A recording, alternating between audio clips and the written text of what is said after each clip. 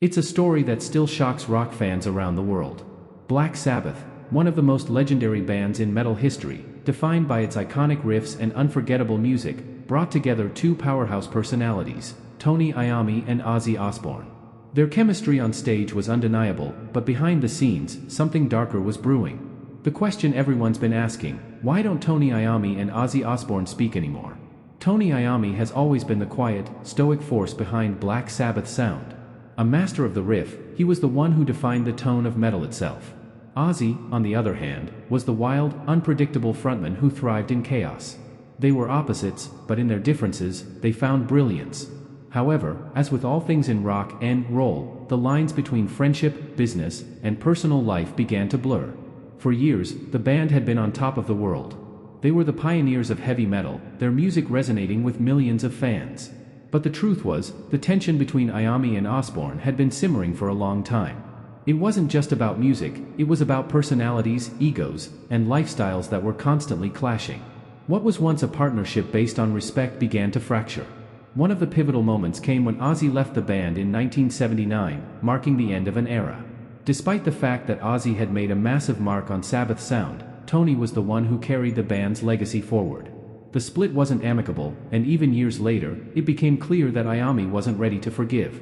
Even when they reunited for the 1997 album Reunion, there were still unspoken feelings lingering. Tony Iommi has openly said that he's still hurt by the way things ended. The trust they once had evaporated, and despite years of attempts to mend their relationship, the gap between them only grew. Ozzy, in his typical brash manner, continued to do things that rubbed Tony the wrong way, further deepening the rift.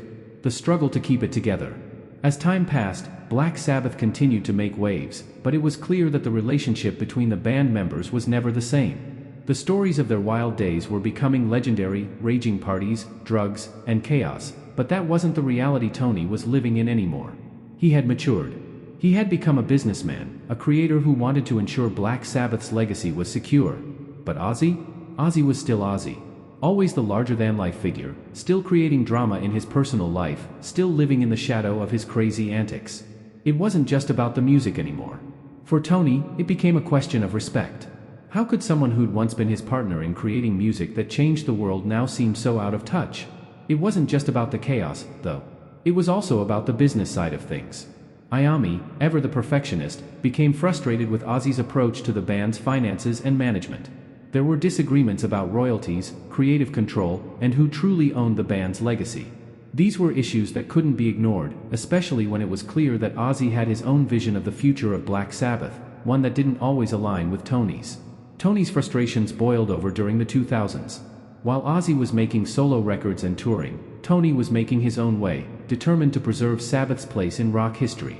He started working with new musicians and carving out a path for himself, all while the unresolved issues with Ozzy remained at the back of his mind.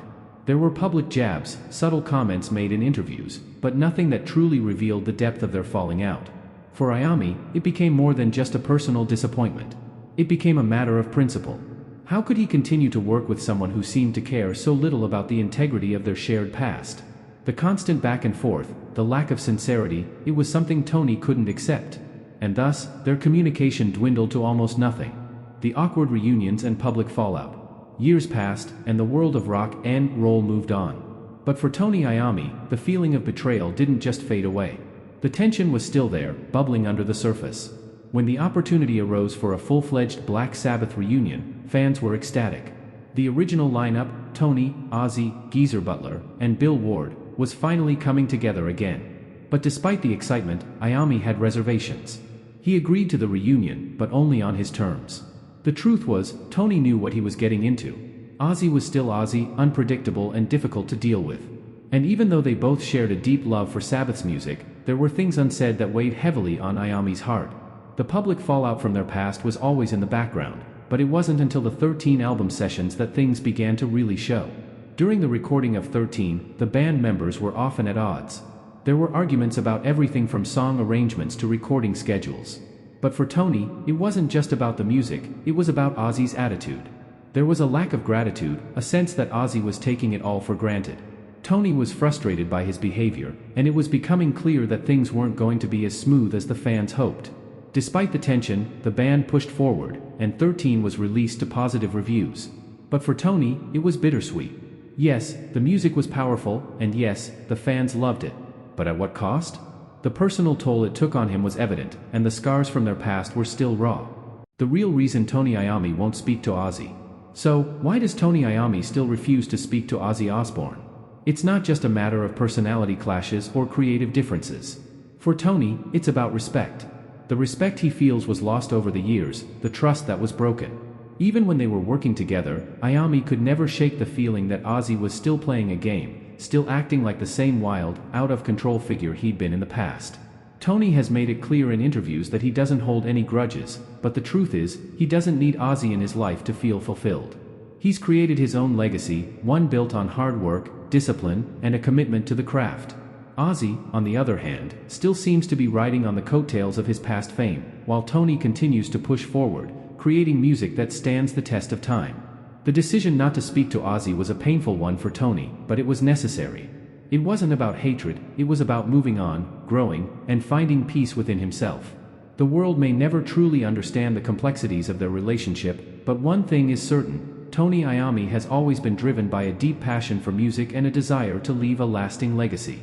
And sometimes, to do that, you have to let go of the past. Legacy beyond the rift. As Black Sabbath's final tour came to a close, fans celebrated the band's immense contribution to the world of rock music. But for Tony Iommi, it was bittersweet. The recognition was great, but the real victory was in his ability to carve his own path.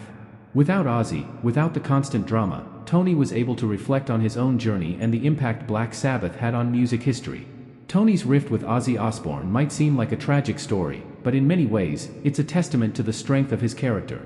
Despite the personal and professional challenges, Iommi never wavered in his commitment to the music. And that's what truly matters. The fans will always remember the explosive chemistry between him and Ozzy on stage, but for Tony, it's not about the fame or the drama, it's about the music, and he knows that legacy will live on long after the microphones are turned off. In the end, the story of Black Sabbath isn't just about the fallouts, the drama, or the headlines, it's about the music that has endured for decades. And that, ultimately, is the most powerful legacy of all.